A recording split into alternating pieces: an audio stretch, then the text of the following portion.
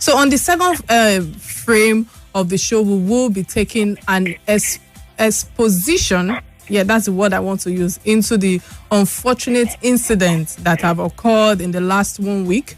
It is rather appalling, to observe that the pandemic has not taught us the value of human life. And even while this pandemic is yet to be eradicated with the loss of over 374,000 lives, we still find that some have resorted to rape, injustice, murder, disrespect to human life. And the first is the murder of George Floyd in the United States by police officers, which has sparked global outcries and protests on the injustice to blacks. And coming back to our local scenes, the issues of Tina Ezekwe, which was killed by a triggered happy policeman in the Iyanoworo area of Lagos State on Tuesday, just when Nigerians felt we've had enough of all these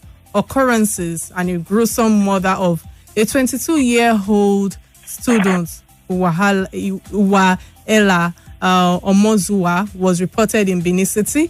So please let me use this opportunity to tell you guys again to please join our phone lines by calling 0700 923 923, or again WhatsApp us on 0817 313 6193. If you have any questions for our guests, please go ahead and hit us with whatever queries, whatever comments, whatever contributions, because I know that a lot of people are going through all sorts of emotions at the moment, and they're trying to imagine what if this is their child, or what if this happened to them, and the likes and all of that. So Otumba, you have lived in the States as well as Nigeria.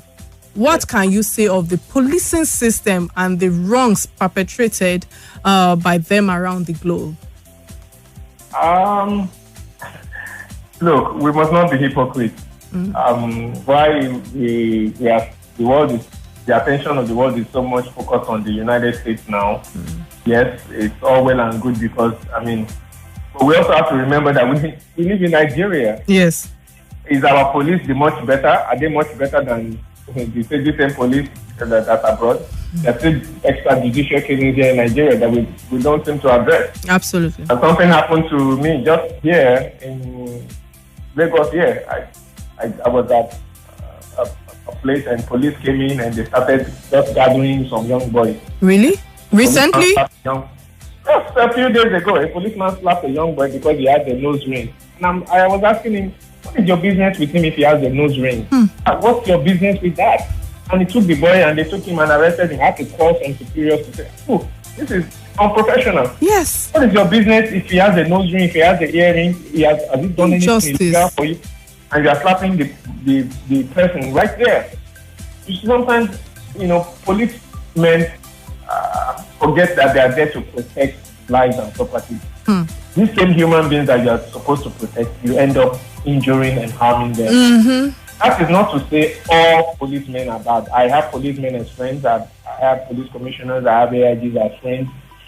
I have, even abroad, I have friends who are, in law enforcement. Not all of them are bad, but one rotten apple always affects the bunch. So in as much as, yes, we are in solidarity with Americans, Black Americans, African-Americans, because look, what you're talking about, this thing happened to us while we were going to school there as well. Of course. These same racist cops, one of them attempted to lock me up for just driving, for speeding. Something that just was supposed to attract a ticket. He attended on a Friday, wanted to lock me up for the weekend, so I wouldn't be able to come out till Monday. Luckily for me, I had enough money to pay for the ticket.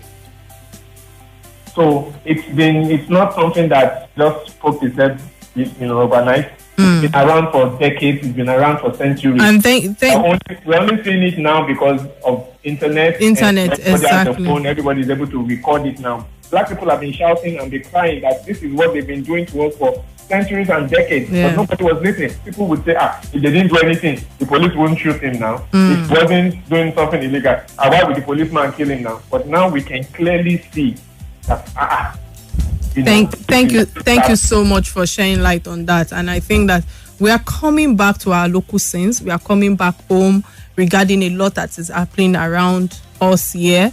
But, while you were talking, you mentioned what was going on, what happened to you while you were abroad and all of that. And I cannot help but ask that the policing system, let me use UK as an example, is regarded as one of the most effective in the world. And yet, the police do not publicly carry guns, let alone, having cases of misfiring or wrongful killings and all of that. Can this be a possibility in Nigeria? Because when you're talking about someone that was recently picked up all just for wearing a nose rings and the likes and all of that, it's as if the guns are used to, as a means or as a tool for power, because you cannot be in front of a policeman with a policeman holding a gun or holding anything and you want to actually exercise your rights, knowing that it can actually, one way or the other, shoot you or do anything silly, so to speak. So do you actually see us in Nigeria possibly coming to terms or getting to that place where, you won't see them carrying guns publicly or having to fire people or wrongful killings unnecessarily? Well, there's no exact answer to that. It can go two ways. You mentioned the UK. I won't dwell too much on the UK. I would use probably Canada as an example. Look, UK might have a lower crime rate or gun violence rate because they don't allow guns in the country. They don't allow guns. They don't permit. Unfortunately, in the US, it's enshrined in their constitution the right to carry arms, the right to defend yourself. So, two opposites. But with or without the gun, there's still discrimination. People are still discriminated against. Blacks still suffer inappropriate arrest, inappropriate profiling, inappropriate harassment, which is the bone of contention with all these protests now. So when you talk about Nigeria, it depends on the society. We have a society that's prone to violence. We have murders everywhere. We have rape. So when you ask a policeman to go and confront that, don't forget that he's a human being too. He has a family at home. He has children at home that he wants to go back home to after he's done with his shift. So how do we protect him when he goes out to do his duty? What I think we need to go back to is orientation in their training. They need to be orientated.